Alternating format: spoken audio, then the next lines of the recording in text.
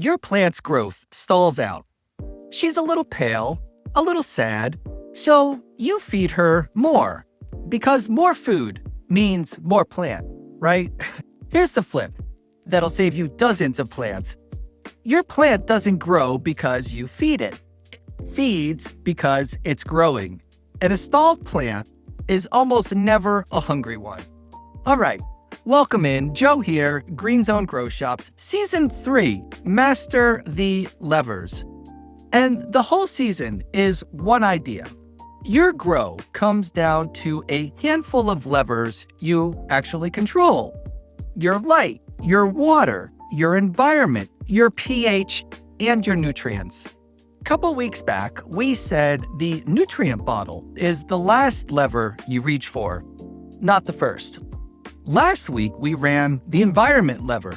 Well, tonight, we plant our feet right on the nutrient lever itself, because this is the one that gets yanked the hardest. A plant slows down, and the whole world tells you to feed it more. Tonight, I want to show you why that's usually the exact wrong move. Quick heads up for the new folks. I ran tonight's Stalled Plant Panic through MyRemy earlier. That's our grow bot, free on the website, and I'll show you what it handed back as we go. So this isn't a sales pitch, and it's not a here's the perfect feeding schedule video, because that chart is how half of you ended up with a shelf full of bottles and a plant going backwards. If you do run a few plants in a tent or a closet and your gut says, feed her stronger every time she slows down, this one is for you. All right, let's get into it. So let's start right where the panic starts. Your plants just not taking off. It looked good a week ago, and now growth has crawled to a stop. Maybe the lower leaves are going pale, and by your rough math, she should be twice this size by now. So the story writes itself. She's hungry. I've been underfeeding. Time to bump it up. So you mix a stronger dose, or you jump the next rung. You jump the next rung on the feed chart to catch back up. And for a second, you feel like a serious grower, finally taking action. Here's what I want you holding before I even get to MyRemy's answers. Most of that extra food you're adding was never going into the plant at all. Where it's actually going is the thing nobody warns you about. So the first thing I put to MyRemy earlier was basically that exact panic. My plant's growth stalled out and she's looking pale and hungry. So I'm about to feed her a stronger dose to get her going again. What's actually happening? Is that the right move? Here's the gist of what came back. So the short version it gave me was this probably isn't hunger at all. Pale and slow looks exactly like hunger. But the real cause is usually one of four things: your light, your environment, your watering, or the root zone. And a stronger dose is not the first move. The key idea, it kept circling. Strength doesn't set how fast a plant grows. A plant only takes up food about as fast as its light and its environment let it grow in the first place. If the light is weak, if the tent's running too hot or too cold, if the roots are unhappy, she can't just eat harder because you made the bottle stronger. And here's the part that got me. That extra food doesn't just disappear. In soil, it builds up as mineral salt right around the roots. And as that salt climbs, it actually makes it harder for the roots to pull water in. So an overfed plant can sit in wet soil and still act thirsty. Droop, go yellow. It looks hungry, so you feed stronger. The root zone gets saltier, and the stall gets worse. So before you ever feed harder, it said check four things. 1, growth pace.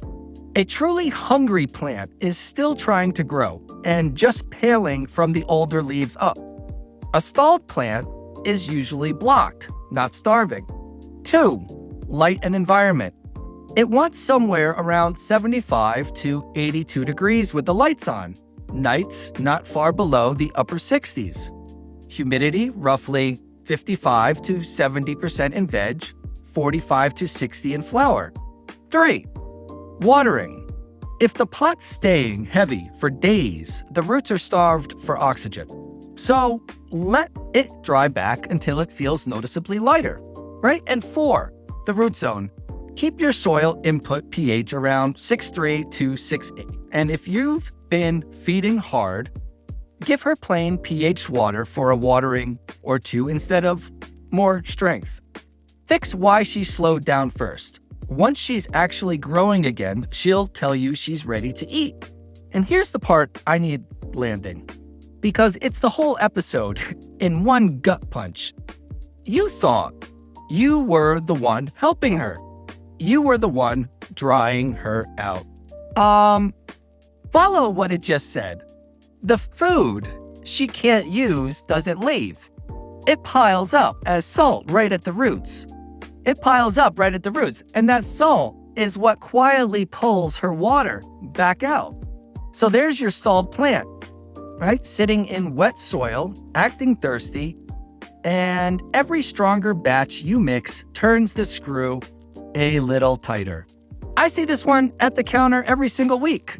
Somebody carries in a droopy plant, swearing she's starving, and the pot still heavy from yesterday's feed. That's the trap in one move, because pale and slow wears hunger's exact face. And it almost never is hunger, which is precisely where everybody trips next, the second they decide the answer is just more. All right, so quick 30 seconds on MyRemy for everybody who just joined since the top, because we're about to lean on it hard. It's our GrowBot. Think a ChatGPT built only for growing, trained on a mountain of forums, grow guides, catalogs, and books. We use it every day at the shop because instead of 10 people in a comment section all yelling a different bottle to buy, it hands back one clean, structured read. And it surprises growers who have been at this for years. I ran tonight's 3 questions through it earlier. You'll hear the gist as we go. So, growth stalled. You fed her stronger, like the whole internet told you to. And now, a few days later, it's worse. Tips browning, a couple of leaves clawing under, and the pale climbing higher up the plant. And this is where it really gets people, because that looks like proof she's still hungry. So the instinct is to feed her again, or grab a bottle of whatever new deficiency you think you're spotting. I've killed plants exactly this way, chasing a deficiency I built myself. Here's the trap I want you watching for.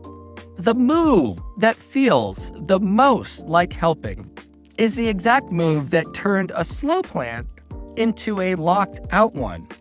So the next thing I put to MyRemy was the fix itself. Growth stalled, so I fed her a stronger dose. And now the tips are burning and the leaves are clawing. Do I flush it all out and start clean, or keep pushing food to feed through the deficiency? Here's basically what came back. So it came back pretty direct. That's overfeeding and salt buildup, not a new deficiency. Burnt tips, leaves clawing and curling under, pale creeping up the plant. That's the classic signature of too much feed and early lockout. And feeding more to push through it makes it worse, because the plant isn't starving from a lack of food. It's struggling because there's too much. And the chemistry down in the root zone has gone ugly. That's what lockout is. The nutrients are physically right there, but the plant can't take them up. So it throws deficiency symptoms while it's standing in the full buffet with the doors locked. That's why chasing pale leaves with another bottle backfires. And it is said too much potassium on its own can actually block calcium and magnesium. So you add more, and the imbalance just gets worse. The calm recovery is simple. Stop adding nutrients. Water with plain, properly pH'd water or a very light feed for the next cycle or two, and let the plant draw down what's already in there. In soil, aim for around pH 6.3 to 6.8, water evenly, and don't water again until the pot's dried back. You want recovery, not swampy roots. If you can, check the EC runoff and pH. And if the runoff EC comes out way higher than what you put in, or the pH is badly off, a gentle room temperature pH'd water, let it drain and dry back. Don't blast it with gallons of cold water and leave it sitting waterlogged for a week, because that just shocks the roots on top of the salt. That's the calm money. So here's the read. Feed is how you got into this in the first place. And a hard panic flush can shock the roots on top of the salt they're already sitting in. Watch first, then check the root zone before you touch anything.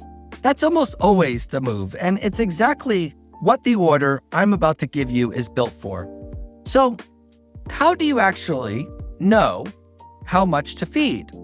Instead of chasing a chart or guessing off a leaf, because that's the whole game, not memorizing a number, but having a simple order that tells you whether she's even hungry before you mix a thing. And this is the part that ties all the way back to where we started this season. A couple weeks ago, we said the nutrient bottle is the last lever you reach for. Tonight is the proof why. Before you ever change the feed, there's a plant to read, an environment to check, a root zone to look at, and most of the time, the answer to a stall is sitting in one of these, not in a stronger batch. Let me give you the order, because once it's yours, that feed her stronger reflex just dies. Last one I ran through MyRemy earlier. How do I actually figure out how much to feed instead of chasing the chart or guessing? And how do I tell whether my plant is truly hungry or just locked out? And its answer, boiled down, is basically the same read we walk people through across the counter. So, boiled down, laid out a repeatable way to feed. Don't start with the bottle chart, and don't start with one ugly leaf. Start by asking one thing. Can the plant even grow fast enough right now to use more food? A stronger feed is the last move, and it's a small one. Feed charts are basically written as maximums for ideal light and big plants. So most home tents should run under the chart and feed to how the plant responds. You feed the plant, not the chart. Step 1. Read the plant. Whole plant pale, small, and slow but not fading from the bottom up? That's usually low light, cool temps, or wet roots, not hunger. Lower leaves yellowing first and climbing up while the new growth still looks decent? That's real hunger, usually nitrogen in veg or early flower. Burnt tips, dark clawing leaves, a really deep green? That's too much feed, not too little. Step 2, environment and light, because they set her appetite. A good lane is about 75 to 82 degrees with the lights on, a little cooler at night, humidity 55 to 70% in veg, 45 to 60 in flower, and light around 300 to 600 ppfd in veg, 600 to 900 in flower. If she's cold, dim, or heat stress, fix that before you feed. Step 3, watering and roots. Soggy roots can't breathe. So let the pot dry back until it's noticeably lighter. Healthy roots are white to tan and smell earthy. So keep your input pH around 6.2 to 6.8 in soil, 5.8 to 6.2 in cocoa or soilless. Then compare your input EC to your runoff EC. Say you feed at 1.2 EC and the runoff comes back way higher, like 2.0 or 2.5. That's salt building up. And if the pH is also off, that's lockout. So don't feed more, water it back into range first.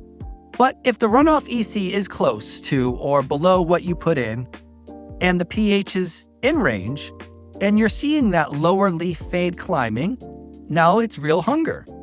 And these are starting lanes, not laser targets. Seedlings about 0.4 to 0.8 EC, veg around 0.8 to 1.4, flower around 1.2 to 1.8, depending on light, size, and strain.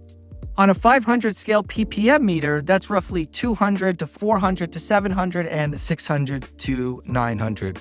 Right, step 5. And only if she's genuinely hungry, feed a little more. Not double, not full chart tomorrow. Go about 0. EC, roughly 10 to 15%, and watch the next few days. Judge by the new growth, not the leaves that already yellowed. So the order is plant first, environment second, watering and roots third, pH and runoff EC fourth, and a stronger feed dead last. Here's the everyday version of that order and why it works. Think about a good coach with a player who's suddenly playing flat. A bad coach just piles on more drills. Run it again, harder, push through. A good coach stops and asks why he's flat in the first place. Is he hurt? Is he gassed? Did he sleep? Is he even lined up in the right spot? Because if the kid's running on empty, more drills don't make him better, they get him hurt. Your stalled plant is that flat player. Feeding her harder is running the exhausted kid into the ground. So you check the stuff that actually sets her pace first. The light, the environment. Is she drowning in a heavy wet pot? Is the root zone crested with salt or drifted off on pH? And only if all of that checks out and she's genuinely hungry, do you feed a little more. Food follows the growth. It never leads it. Read the plant, fix the room, check the roots, and let the bottle be the very last thing your hands land on. So let me bring it all the way back around. That stalled, pale plant at the top of the show, the one your gut swore was starving, she was almost never hungry. She was slow, and slow has a dozen causes. And every single one of them gets worse the second you answer it with more food. Here's the flip I want you walking out with.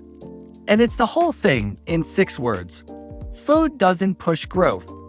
Growth pulls food. Your plant sets its own pace off its light and its environment, and it eats to match that pace. So a stronger batch was never a throttle. It was just salt looking for somewhere to sit. A stalled plant is almost never a hungry plant.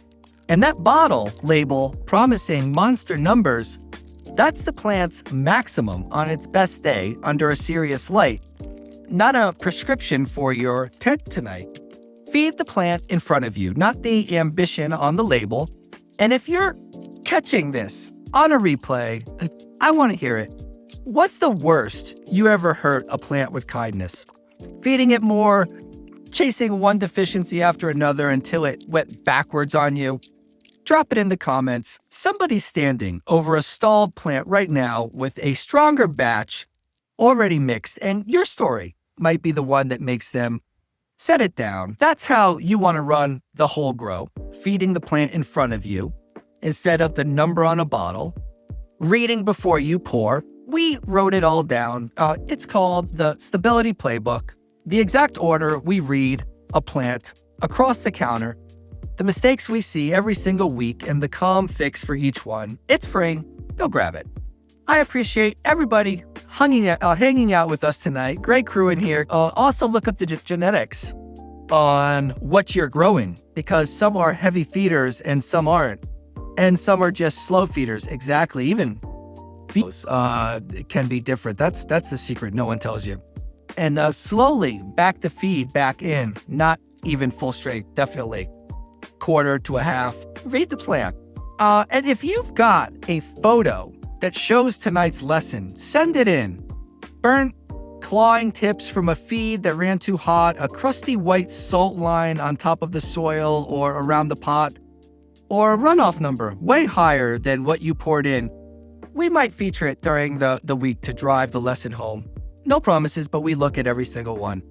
We pull grow problems straight out of these comments and break them down on a future show or throughout the week. This is the whole reason we built Green Zone the way we did. Education first, no pressure, straight answers.